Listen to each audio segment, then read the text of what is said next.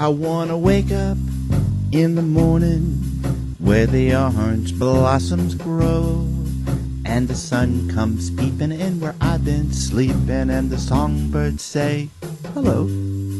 I love the fresh air and the sunshine. It's good for us, you know. So I'll make my home in Florida where the orange blossoms grow. Hi, this is Sally Parks, and I'm again with a wonderful citizen from Palm Harbor that many people know by name and probably by recognition, and that's a Palm Harbor Fire Commissioner, Jim Engel, who is the former fire chief here for several years, and we're going to talk about it. Jim, welcome. We're glad to have you. Thank you, Sally. I'm very happy to be here. Thanks for giving me this opportunity to talk to you a little bit and do something great for the Historic Society. Thank you. Well, it's our good fortune. Jim, we're going to talk about fire and, you know, your living here and working here. Maybe working here and living here is the proper order. But let's talk about where you grew up. I know very little about your background. So where did you grow up and what engaged you with fire? Were you like every other kid who wanted to be a firefighter when he was a kid? Well, actually, I think I was. I grew up in a suburb of Pittsburgh. I was born in Pittsburgh and stayed there until my early 20s.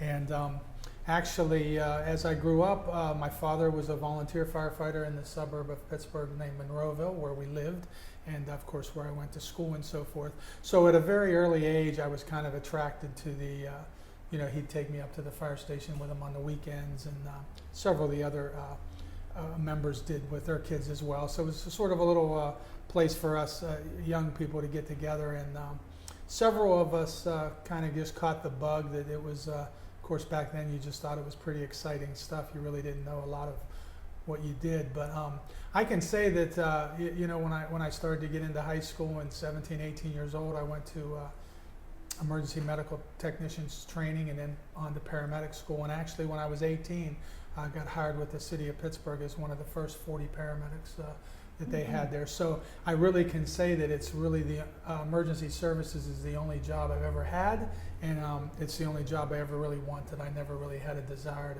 to go further in medicine or anything outside of the fire service, and then it just expanded upon from there. Jim, when you were a kid, did you do what most kids do, which was you rushed to a fire? I mean, you wanted to watch a fire? Well, occasionally if we were at the station and the opportunity would arise, my dad might take us in the car. Of course, we were young. We couldn't ride on the fire trucks, at that age. But I did try to take every opportunity. But I also spent a lot of opportunities watching what the other members did in terms of training, and some of the things the skills they needed to know, both in fire and also in EMS, because that was becoming a big, this is all about the time the TV show Emergency came on, and a lot of communities wanted, why don't we have paramedics? So in fact, my dad's fire department was one of the first in Western Pennsylvania to have an EMT class hosted at the department. So every chance I got, I'd be a victim when they were doing splinting or backboards. But that, again, helped me learn a little about what they were doing, and kind of solidified my interest. Is Monroeville a small town? It's about 20, well, back then it was about 25,000 people, had 4 fire stations, but all volunteer at the time. Although today they've come to where they're combination volunteer, and they do have some career staff. So that's kind of a phenomenon that happened even in Palm Harbor, that we started out as a volunteer fire department and morphed into with, practically tin cup in hand sometimes to get people to support the fire department and be educated why it was important to have a professional fire department. I don't think that's uncommon at all, other than, the bigger cities. And even those, Benjamin Franklin started with a volunteer fire department. I think what happened, though, in the communities like Palm Harbor or like Monroeville was some of the demands in terms of number of calls, some of the demands in training and maintaining certain certifications, and the aging population and some families having to work 2 and 3 jobs. That took a lot of the volunteers away, and I know you'll ask about this later. I do some consulting now across the country, and Many of our clients are those volunteer departments that no longer can appropriately staff and are looking for a process to move into either combination part career or in some cases fully career departments. And that is exactly what Palm Harbor went through. They, as Norm, I actually didn't as Norm know. would tell you, he went around with a can and collected money for gas. I know it's fuel Right. for the fire trucks. Right. But yeah, that's the way many departments. So I didn't know there was this combination of potentially volunteer and professional. Sure. And Palm Harbor was for a while. Palm Harbor, even when I came in '96, still had a handful of Really? volunteers I left. didn't know Yeah. that. So that's not an uncommon arrangement around the country.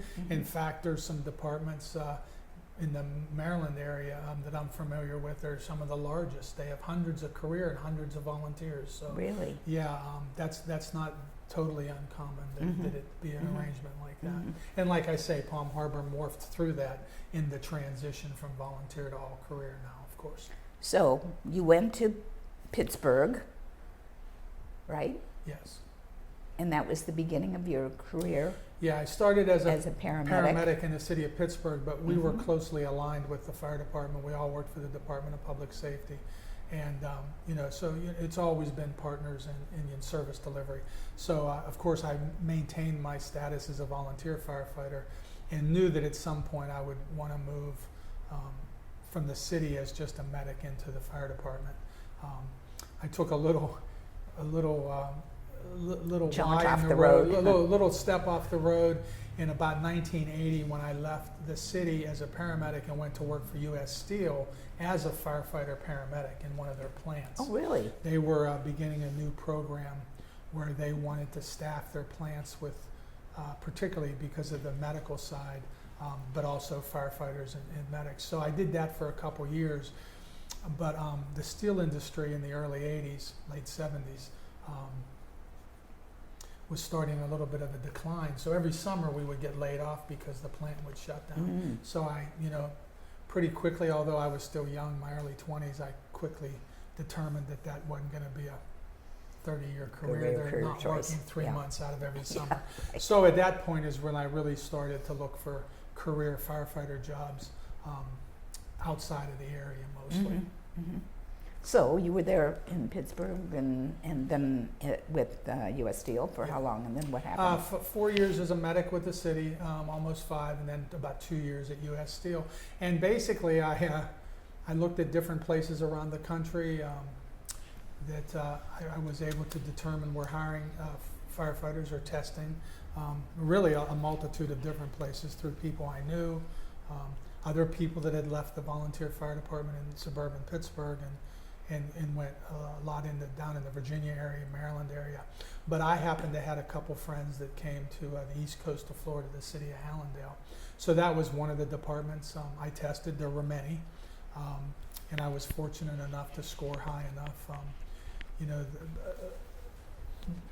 I guess not unlike some areas today, but back in those days, you might have 3 or 4 openings and have 500 or 600 people apply. So Wow. it was pretty competitive, and that's why I say I took a handful of tests. But ultimately, in late 1981, December of '81, I was hired in Hallandale, the beach over on the East Coast in Broward County, and moved from Pittsburgh to Florida, and that's what started my So at my that career in point, you Florida. kind of moved from paramedic to Yeah, fire. it was a firefighter paramedic position, which I was in the volunteer department, but in the city of Pittsburgh itself, I worked on a rescue as a paramedic.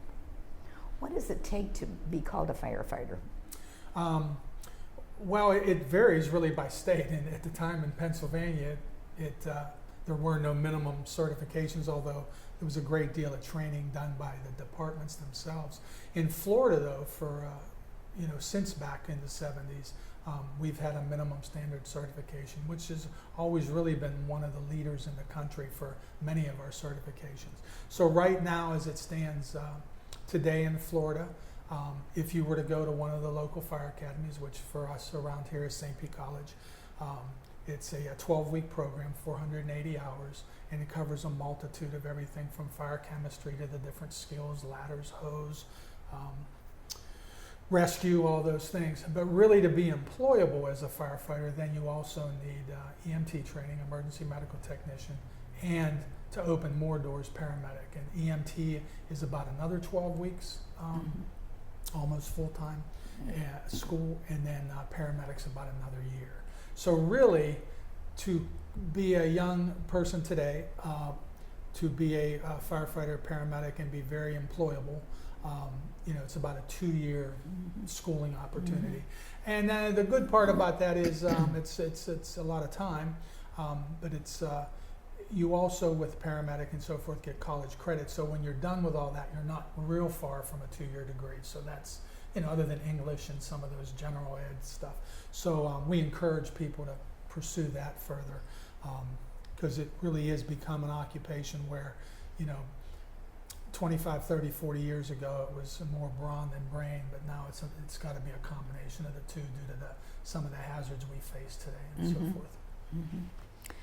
I didn't realize how substantial that is. So, a 2-year commitment, you better be ready for that career. So is there kind of an internship opportunity with, or working with other firefighters during either the schooling period, or maybe on your first job you get some on-the-job training with Certainly, side by side? when you come in and you're hired, you do go through a probationary period where there's a lot of on-the-job training, a lot of different skills and steps that you have to get through to continue on with the employment.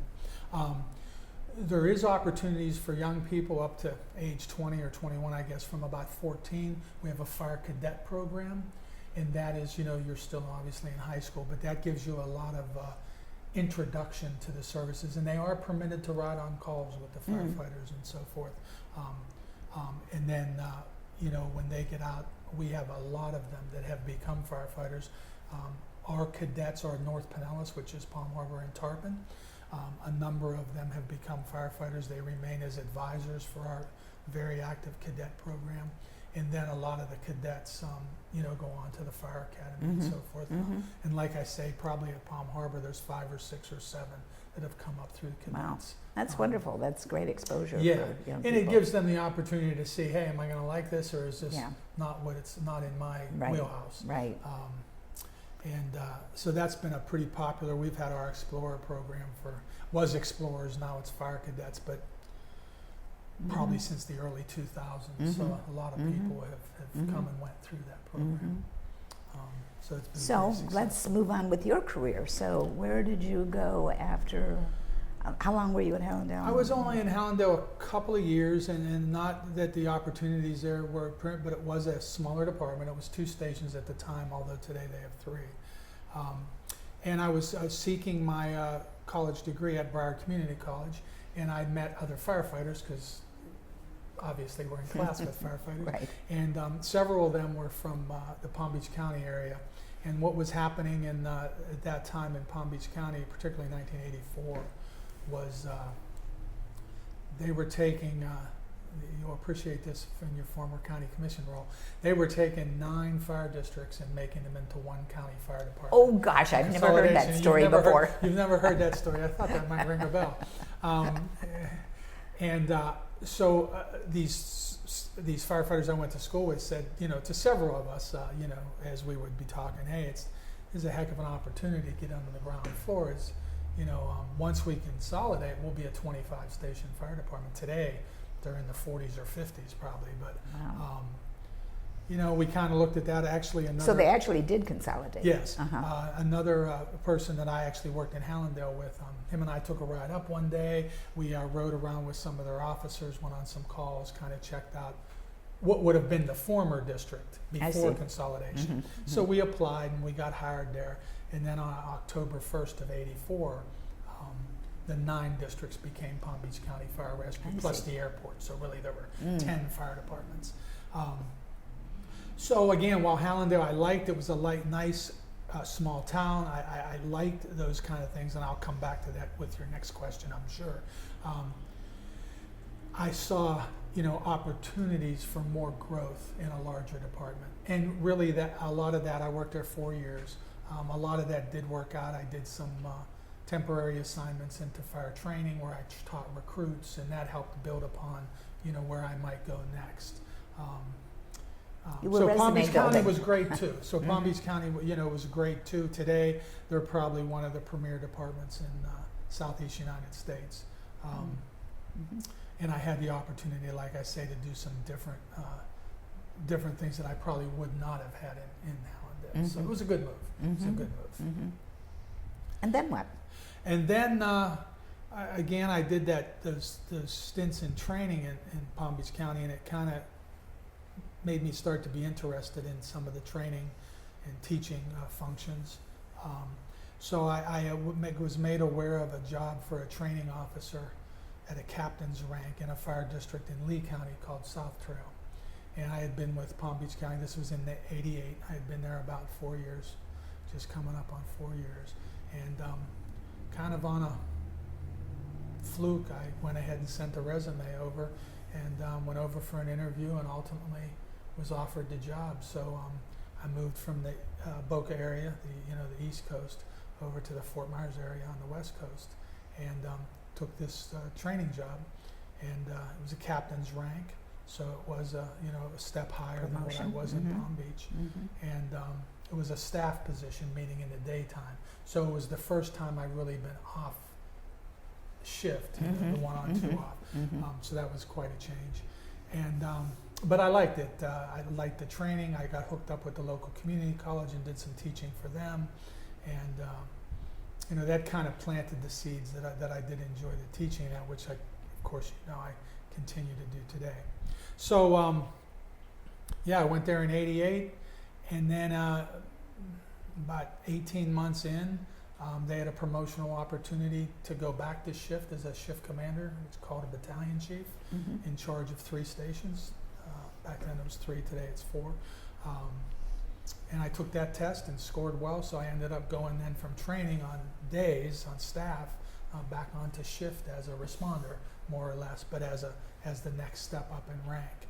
And so I liked that, obviously, and I kept up my teaching. Does that actually mean you go out on fire, or are you really organizing your staff to do that? You still respond to the calls, but you are the commander on scene, I see. representing the multiple companies that are there. Sure. So, and then you do all the other supervision and leadership for the 3 stations, scheduling and reports and those kind of things. So you're the manager of basically the district and 3 stations on a 24-hour shift. So I like that better. I still got to do some of my training stuff, but I've always been one that I liked responding to the calls and working the shift work with the members, and that's always kind of been my thing. So it was refreshing to get back,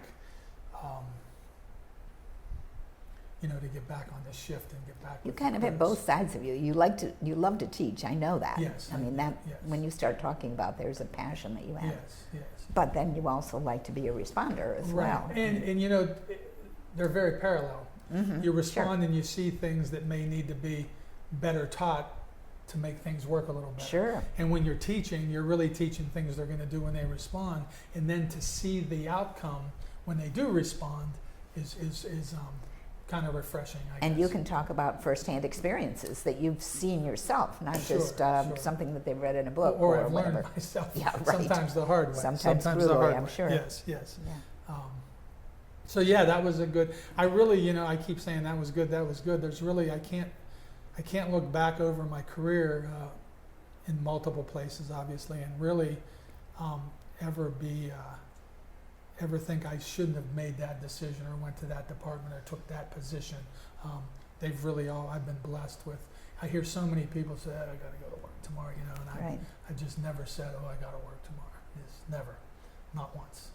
So there's ups and downs. Sure. Some days that are better than others, but when you look over, I basically have 41 years, 42 if you count this last year, still teaching and so forth. That's pretty good to say. I had 42 good years. It is. You probably have a little element in your life of when you've been there, done that, you're getting a little bored and you're ready to move on to a new challenge, is what it sounds like to me. Yeah, but the nice thing about the fire service and any emergency services, whether it's disaster response, there always is that difference.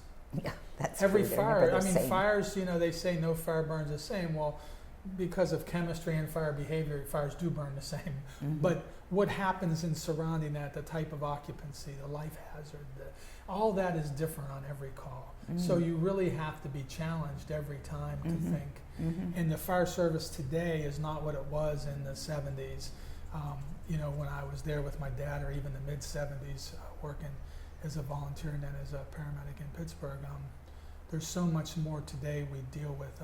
If you would have told me in 1975 that someday in my lifetime a paramedic would have to wear a helmet and a bulletproof vest, Mhm. I would have laughed you out of the room, because Mhm. people loved us. We were Mhm. never targets. Oh, absolutely. And now today with active shooter and all the things, Right. you know, so much of the focus has changed. It's kind of things that would have never been seen that long Mhm. ago, you know. And there's many more things. Did your dad live to see you as a firefighter? Yes, he passed away when I was in Fort Myers, so he Mhm. saw me through a couple. Well, that's good. I mean, that's. But he lived in Pennsylvania, so we did. You know, Yeah, but I mean, yeah, but yes, he was aware. he had the yes. joy of a Correct. son that was in Correct, firefighting and in a correct. career. And then, that of course, he- my two sons work for Marion County, so we're still fire rescue, so we're still I see. keeping that. Tradition alive. Yeah, yeah. That's great.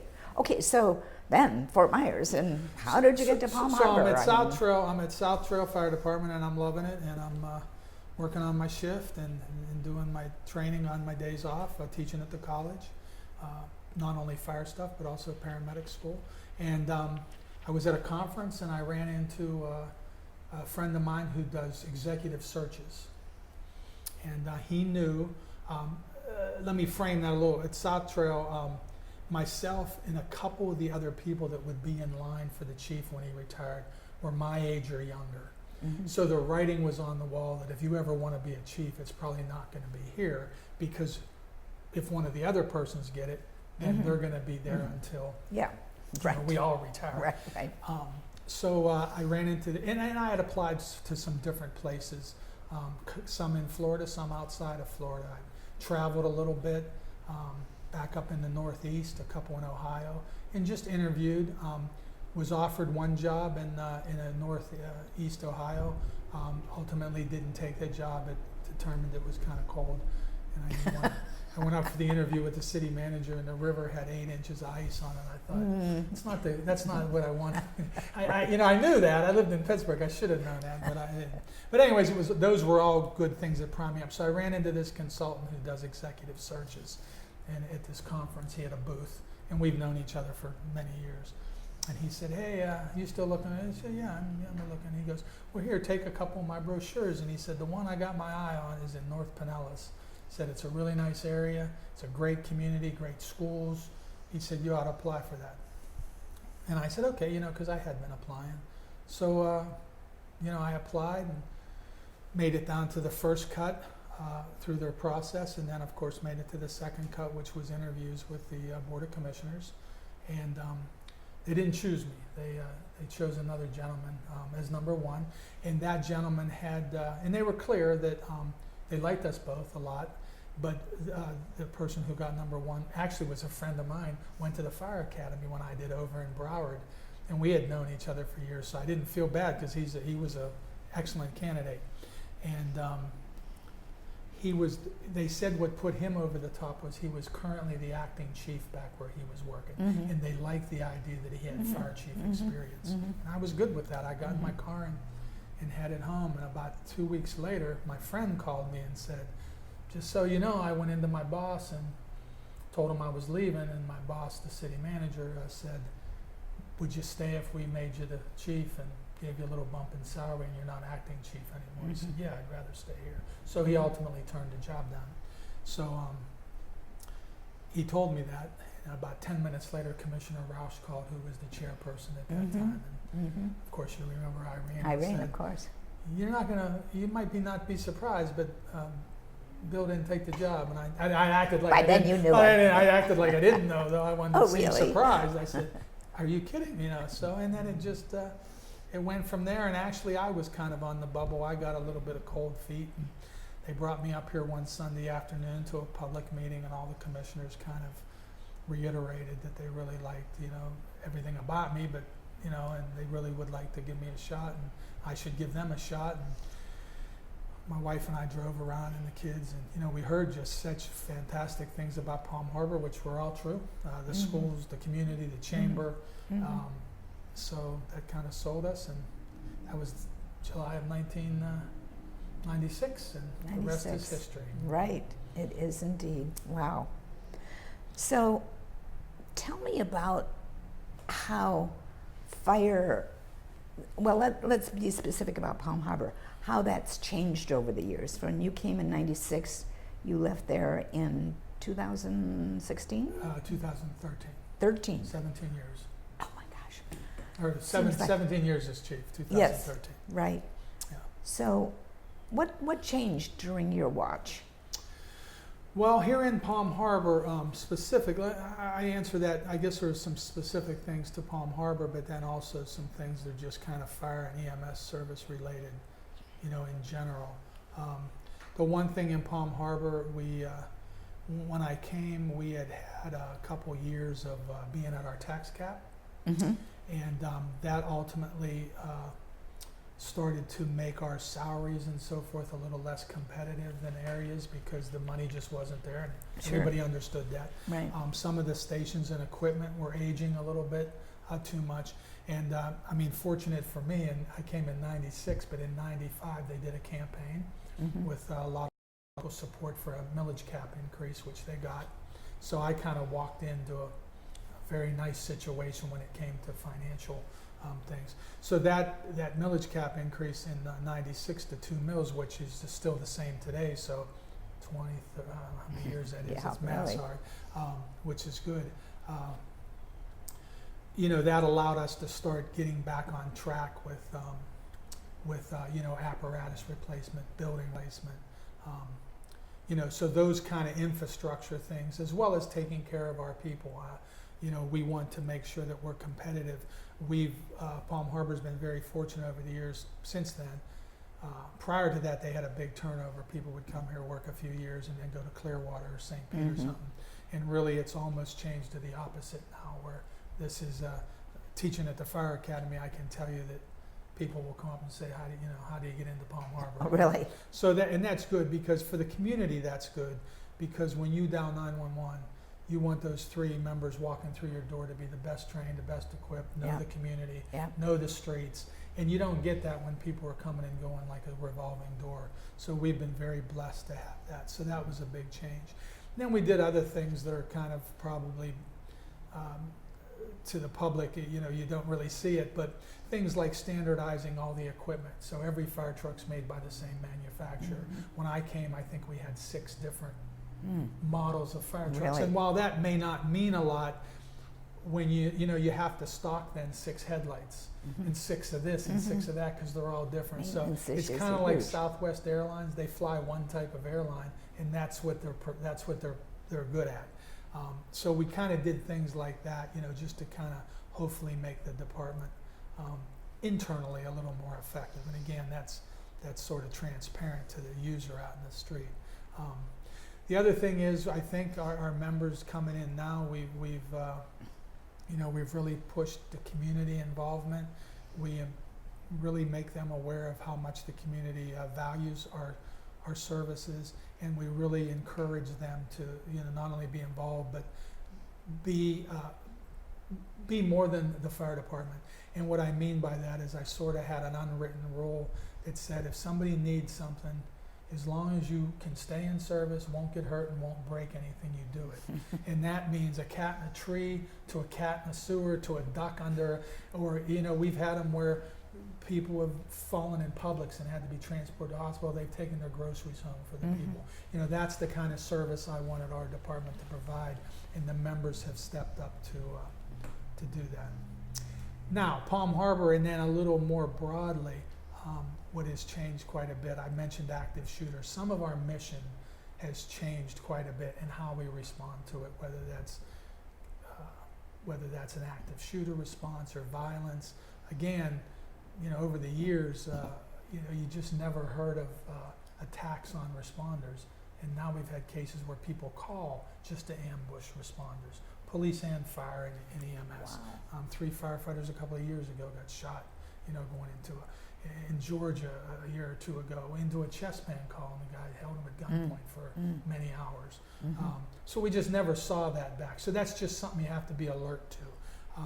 Some of the knowledge we are getting now in terms of some of the hazards that we face as firefighters in terms of cancer risk and so forth are just huge. Whereas now, before we leave a fire scene, we'll actually try to decontaminate some of those chemicals out, because the high rate of cancer among firefighters versus the general public. University of Miami is doing a very extensive study on how to make that statistic better.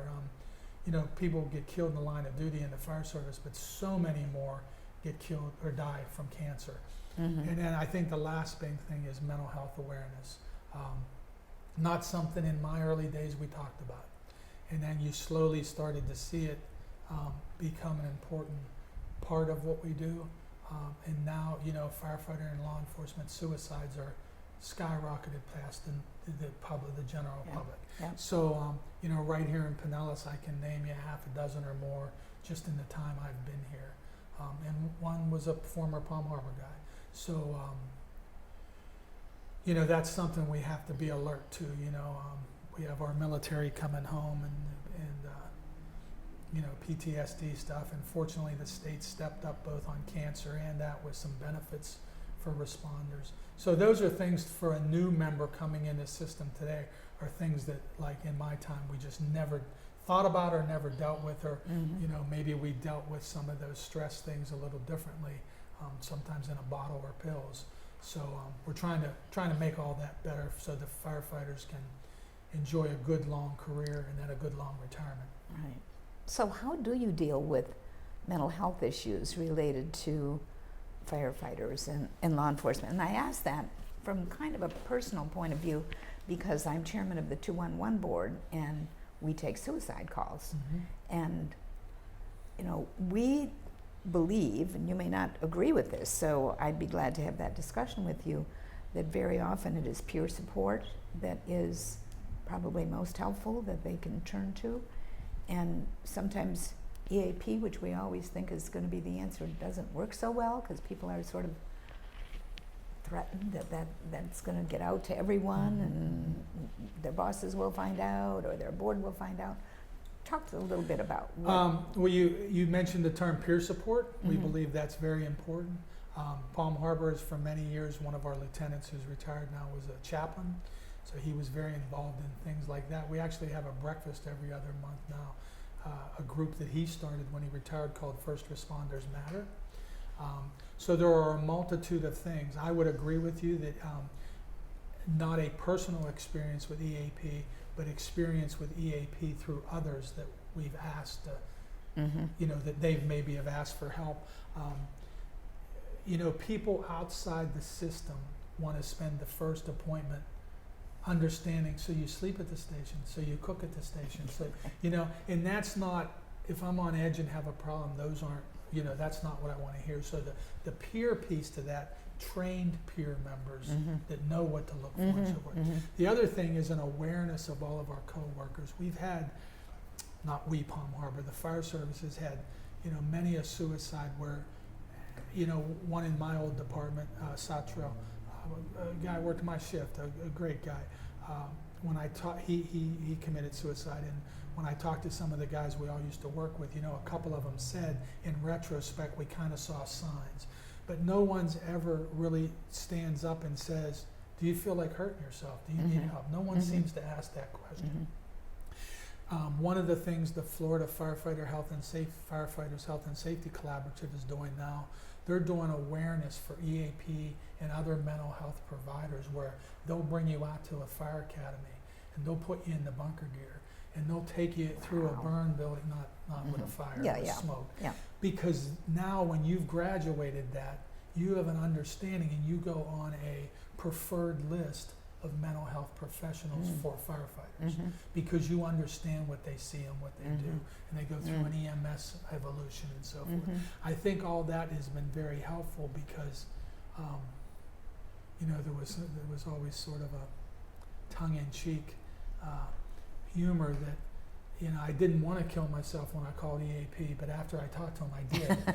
Yeah, right. And I'm not saying No, I know, you're EAPs not are being- bad, but I have had cases where they'd call and at 8 o'clock at night, and they'd say, we can get you in to see someone at 10 o'clock tomorrow morning. No, 8 o'clock It's tonight is when over the hump, yeah. is when my issue is occurring. Right. So those kind of things, I think the fire service and law enforcement, this whole first responder umbrella, is getting much better at recognition. Good for you. And so forth, and that's important. It is. At the college in the fire academy program, there's a requirement now. We had been doing it long before it was a requirement. Myself and a chief from St. Pete Beach do 4 hours of cancer awareness, 4 hours of mental health awareness, and we're by no means experts, but we have some very good videos and some very good, just to have them know that helps out there, and you don't have to go it alone kind of situation. And the Which is residual great too. impact we've seen from 911, just recently, especially when there was testimony before the Congress and what have you, I think has given us a good reminder about the cancer awareness and the health awareness of firefighters and what they go through when they breathe in whatever it is they breathe Right. in, whether it's smoke or asbestos or And a lot of whatever. it's absorption, but we're getting better with our gear, our procedures, our decontamination. In the state of Florida, our legislators this year were good enough to, we were one of only about 5 or 6 states that did not have a cancer benefit for firefighters. And this year they passed one unanimously in I the didn't House and know that. Senate. So, that'll help on some initial cost, and Sure. the member won't have to worry about time off and so forth. So that was important. And like I say, of the whole country, there are only a couple states didn't have, and I think this year Florida and South Carolina both got it. So that number's dwindling as well, because there is now the research and the recognition that it is a problem. So, certainly we look forward to improving that. None of us that are teaching it now will probably be alive to see a change in the statistic, but we certainly hope there will be.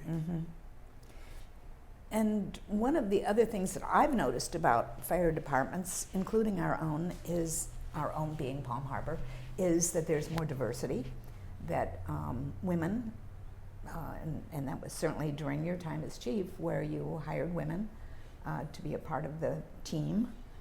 And I don't know, probably, I don't know whether we have other diversity, LGBTQ, or whether we have African American, Asian American, Hispanic speaking. Talk a I little bit can't about speak that. to all of those specifically. Certainly the women, coming in had been something, even in the 70s. In fact, I worked in the city of Pittsburgh when the first paramedics started. There was 5 or 6 women, but then the police and fire didn't have any. So in my time there, the police got their first women in the fire department. You were called that fire- was sort of fireman an and policeman. interesting. It was sort of an interesting dynamic because my partner was a woman, and when I worked in the city, so to me it was just another day. But the paramedics were the only women's voice you'd hear on the radios, and so it's kind of funny. But yes, from a Palm Harbor standpoint, a very diverse group in age, in gender, in ethnicity, and that's what we welcome. As teaching at the fire academy, That's what I was going to ask you about, kind of morph into that. it because does. It did come through. We never got large numbers of African Americans, so some of the departments that wanted to improve their diversity have reached out and may sponsor some of those key people as candidates to come to the fire academy. So it has been a challenge, whether or not that is just it's not an attractive field or the opportunities didn't present.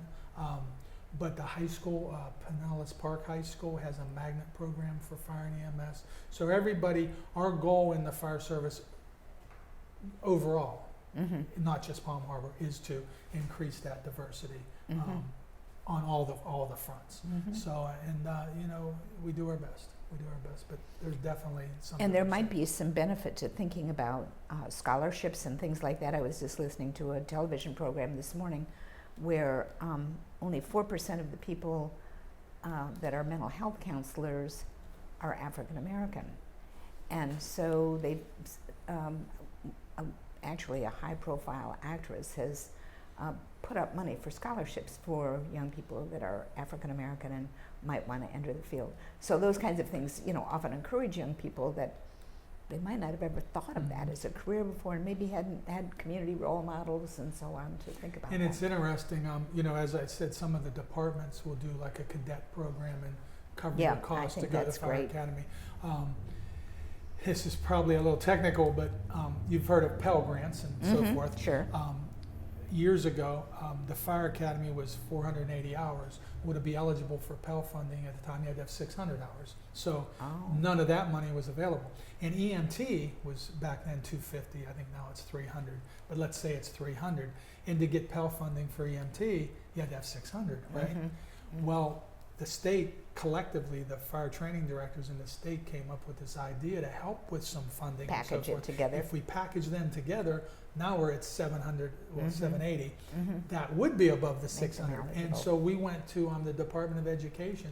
They bought off on it, the Florida Fire Chiefs Association and the training directors. So now we have what's called a combined program, Excellent. Firefighter 1 and 2 / EMT, that is eligible for Pell funding and what's the other one with the state lottery money on the high school kids? Bright Futures. Bright Futures. Yeah, so some of that all got to play in. So Right. I think that's helped quite a bit No, too. that's So, great. so we are looking at those alternative Right. kind of things. And now I mentioned Firefighter 1 and 2. Many high schools are actually doing Firefighter 1 as part of their 11th and 12th grade curriculum. So. Wow. They actually could come out of Firefighter 1. Now that wouldn't get you a job because you have to be Firefighter 2, but it would take off all those hours that you wouldn't have to pay for, and you could just go to a place that offers, like Ocala, that offers just Firefighter 2. So that's a way too to help bring that cost down. So Jim, do you just ever yearn to jump on a fire truck and drive around? And Drive around, maybe. sounds. I don't necessarily want to operate at a fire. I think those days have passed. They would ask me down at the school, "Hey, why don't you get your gear and suit up and come into this fire?" And I've pretty much said no most of the time. I'm just not. I think maybe 60 was my cutoff. Leave that in the past. But, Okay. I think I leave that to the younger members. But you know what? I'm always glad when you're in the room, Jim, because I know that you would be a good paramedic. I have to say personally that your firefighters came to my house frequently because my husband had falls, as I think you know, and he had a couple of incidents where he had trouble breathing, but we weren't sure that it was a 911 call. And so, I'd just call your guys and they'd come over and they could do an assessment very quickly and, he was good to go. So I was always grateful for them. They were very compassionate, they knew where to go in the house, because they had been there frequently enough. So they were really great. And he always appreciated them too. Well, that's kind of what job. we wanted the people to think about. We tried to go that extra, the other day, a couple weeks ago, a guy I think he was doing some plumbing or something with his air, and I forget exactly what, it was on Facebook, but he developed chest pains or whatever, and they took him to the hospital, but the crew of course the ambulance transported, the crew that stayed back finished whatever this little job he was doing. They went to Home Depot and got a little elbow or whatever he was doing, and made sure so when he come home he wouldn't have to deal with it. So. Right. And it's not just us. I mean, I've seen Pasco a couple weeks ago mow the guy's lawn. He had chest pain, went to the hospital. They finished mowing the lawn. I think that's just the fire service in general. They want the public to see that it's not just fires and medical calls. We do a lot of, we do cars. I mean, again, back in the 70s when I come on, they just said, someday you're going to be putting in a car seat and you're going to have to take a 40-hour class to do it. I'd still be laughing. And I took the class. It's a 40-hour class. It is. Put in a car seat. And it's pretty complicated, isn't it? It is to do it correct. And, Right. I took the class because I wanted to know, what that was about. And, Sure. And, I had kids, never did I think I could spend 40 hours learning. I know. car seat. My kids used to drive It's a around big with deal. not even a seatbelt on, let alone a car seat. Exactly. So that's kind of those are the things that changed, our focus, and we now identify a problem. Car seats was one. backyard pool drownings were one, and then that's where we focus our efforts. Falls, particularly in an area with an older population, is always one. But that's what's, we get feedback from our data and what kind of patients we're seeing, and we can see that today's fire service is very data driven. In this area we have a higher than normal rate of pediatric drownings, and for a while in Pinellas County that was a true statement. So we went on a blitz and just we'll do a free home Partner pool with the inspection. Y. Partnered with the Y. We got those floating alarms and just a multi-pronged approach, just based on that was a problem. And again, in the 70s, the 80s, the fire department taught you a lot about fire prevention, not all these other things that go along with life safety. Right, and that's what I was going to ask you. I mean, these days being whatever time period you want to state it seems like fire is a very small part of what you do. A very important part, but a small part. Right. What is the range? What is the percentages of fire and other EMS is life-saving? generally, EMS, and when I say EMS, that would include car accidents and stuff like that. It's usually about 75 to 80%, depending on where you're at, sometimes as low as 70. Haven't seen many, not here or even, where else I do my work, not much below 70. And then you go on from there, you have your fires, and then you have all your associated, you might have water rescue, you might have service calls for like wires down after a rainstorm, fire alarms. We are, most public buildings, certain occupancy have to have fire alarms, and sometimes in storms or, somebody's cooking and it sets off an alarm. So we have a lot of fire alarms. Fires are a lower percent, but they are the most staffing and most equipment intensive because you need that 15, 17 people for your basic house fire. And, those are the ones that take up the time, but they're a small percentage of the time, you're correct. And part of that is better construction, better knowledge on behalf of the public, early detection like smoke detectors and so forth, so that, that's really helped. Having a fire is a failure of the system. Right. We try to prevent all the fires. So I just want to, nobody's going to hear this story. I mean, these stories. So do you have any good anecdotes that you want to tell? Funny things that happened? Tricks that people played on other people? Sort of There's either so many. inside. There's so many. Oh, come on. I couldn't Come sit on, here all Jim. day. I will just say that the fire service is a very unique service in that you live, eat, sleep, shower. You're at the firehouse for 24 hours. So occasionally, there are some little pranks that people might play on one another, shaving cream or, just different little things that. Short sheeting the bed. The stuff you can imagine that kids Right will out be of kids. college. But we always do. Even myself, when I was battalion chief, I had a few pranks played on me.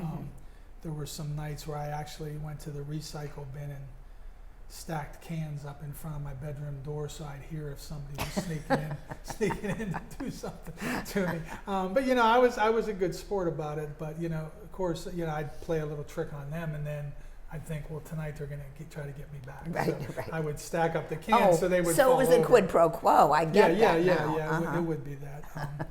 But I think that's what happens when 6 or 8 of you sit around and.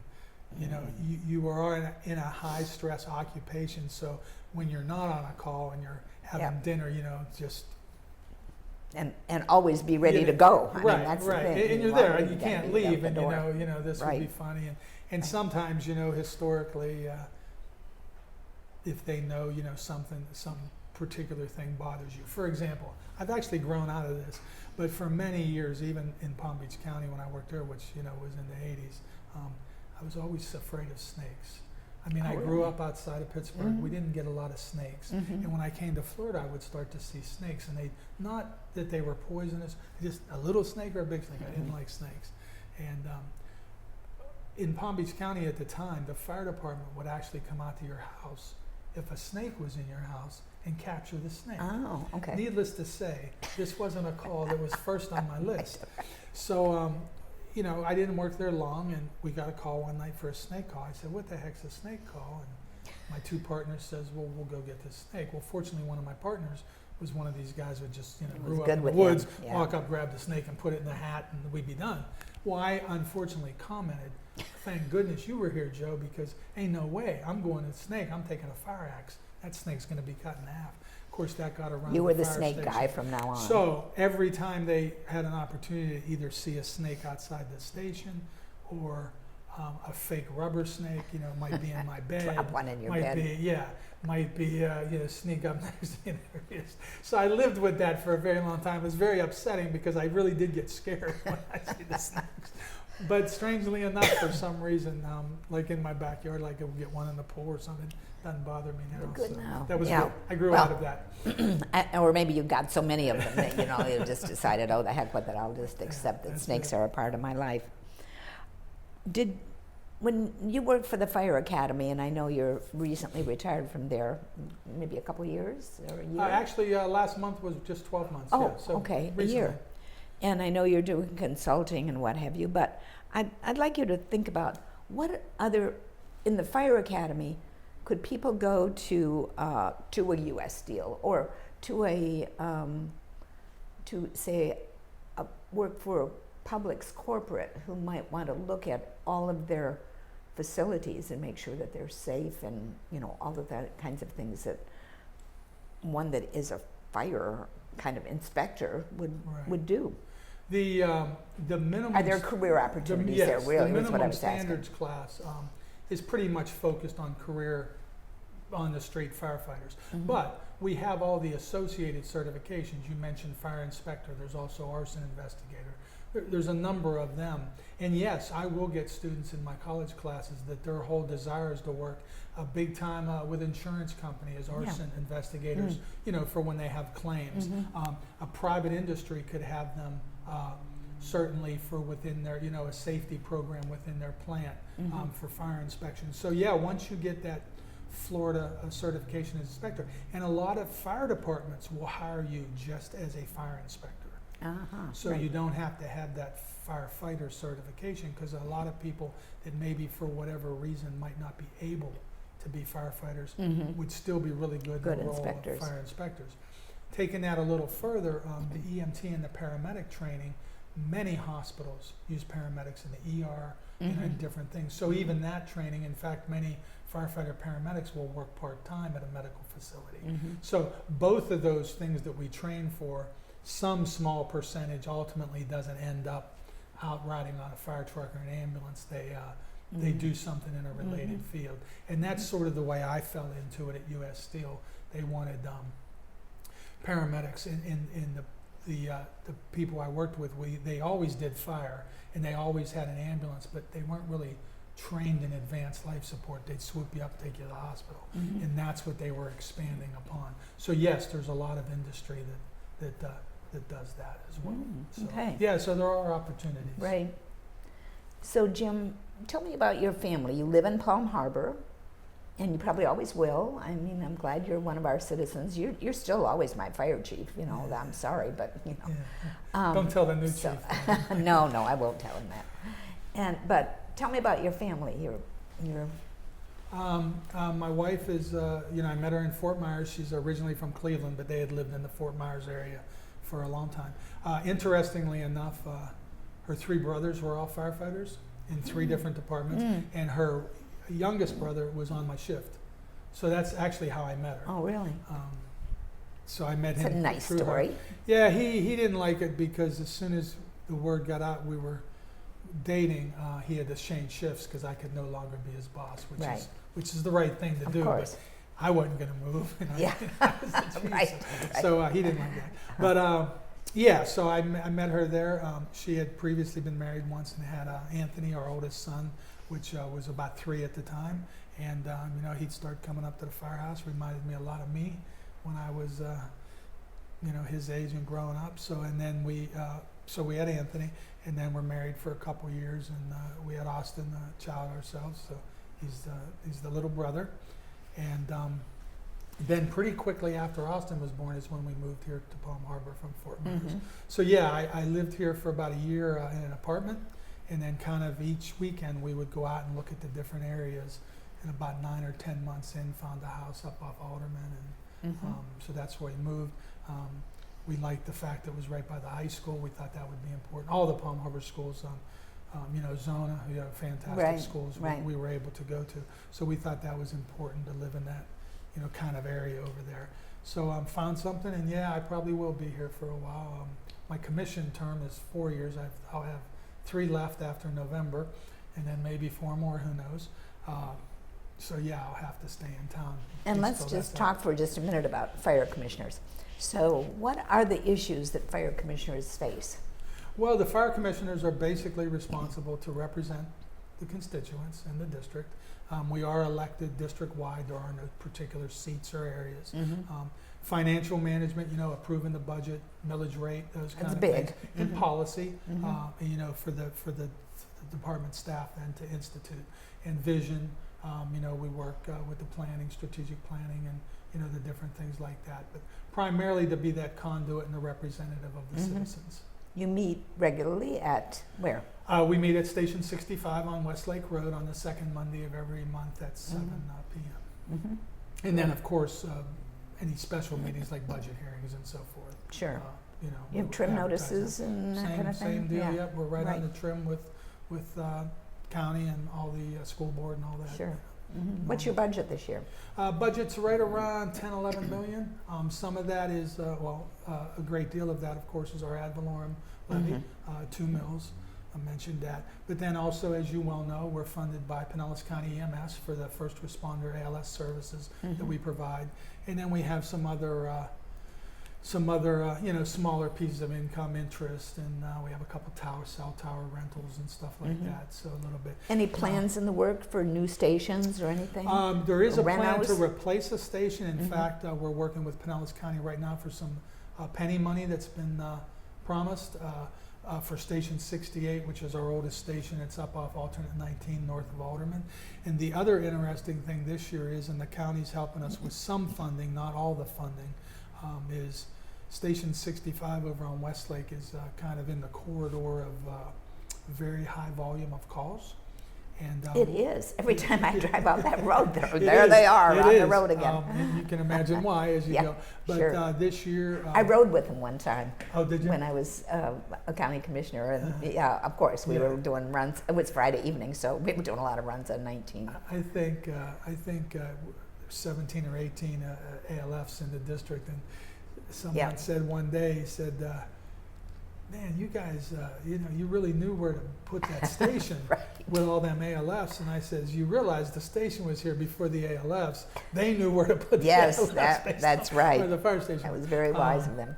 So because of that high call volume in that zone, again, with some, call it grant money, I guess, from the county EMS, we're going to staff a standalone rescue so the fire truck doesn't have to go out on all the rescues, like many of the other cities have, St. Pete, Clearwater, and so forth. So that'll be a new kind of thing for Palm Harbor. But the advantage that gives to us is that will allow us, when there are multiple calls in that station, to have that closer unit still available. So it's been something we've been trying even back since I was chief. The call volume has always been there, but this is the first year the county's been able to, through their funding mechanism, been able to kind of help us with some of the cost. So that'll probably start about halfway into the budget year, so we're very excited about that. This coming budget year, it's been approved in our budget, the money we needed, and it's been approved in the county EMS budget. So again, that's been something we've been working on even back when I worked there. It's going to be very important for that area to get that increase in level of service.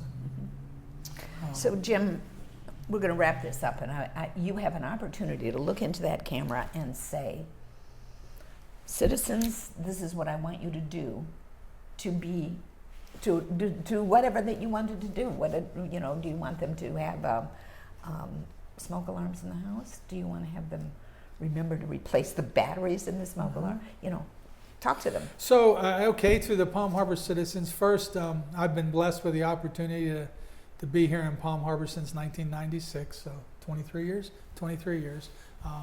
But in my professional role as a fire service professional, fire chief and now commissioner, I guess what the citizens should know is take a notice of our public education programs and the many programs we offer, whether that be car seats, pool inspections, fire prevention lectures, fall prevention. We actually teach Tai Chi because it's proven that Tai Chi it leads to less falls in folks that have a propensity to fall. Your fire department's here for you. The door's always open. Don't wait until you have an emergency to see what we do, and know that what we do is at the highest level of professionalism. And you can help us by being ready, and that also applies when there's a storm coming. We've had these last couple years. We had Michael go past this year. We had Dorian, we thought might be coming this way, and a couple years ago Irma. We really need you to help us be ready by you being ready yourselves for anything that might come up. Great and message. Check out the Facebook, Palm Harbor Fire Rescue. Great message. Let me just ask you one last thing, Jim. For a lot of people that live alone, what should they do if they have their door locked? How should they notify the fire department in case they needed to have the fire department get in the house for an emergency? Well, there's a couple things you can do. One is, of course, when the emergency occurs, you would call 911. Correct.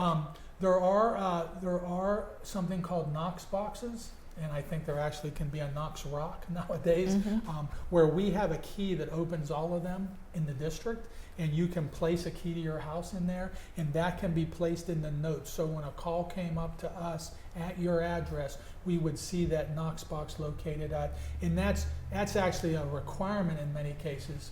Requirement not necessarily in every case, but for a lot of businesses, because that saves us from having to actually force entry in your door. Right. However, if you called 911, you had fallen in your bedroom, you can't get to the door and we're locked out, we obviously have tools to break in, but we do our best to do the least amount of damage so we can re-secure your house before we leave. So if somebody wanted one of those boxes, would they call the fire department? They could check with the fire department. Okay. They would have information Okay. available to you. Okay. And you really want to do that. You wouldn't want to just Google it or something, because the Knox people need to know the code of our key for Palm Harbor, because our Palm Harbor Knox box key will open any box in all the businesses in Palm Harbor, Okay. or all the homes. Okay, great. All good advice. Jim Engel, who is fire commissioner in Palm Harbor, former fire chief, kind of an expert because his whole life has been about fire. Thank you so much, Jim. Thank you, It's been Sally, great to and I have you. appreciate being here. My pleasure. Thank you. And I'll make my home in Florida, where the orange blossoms grow.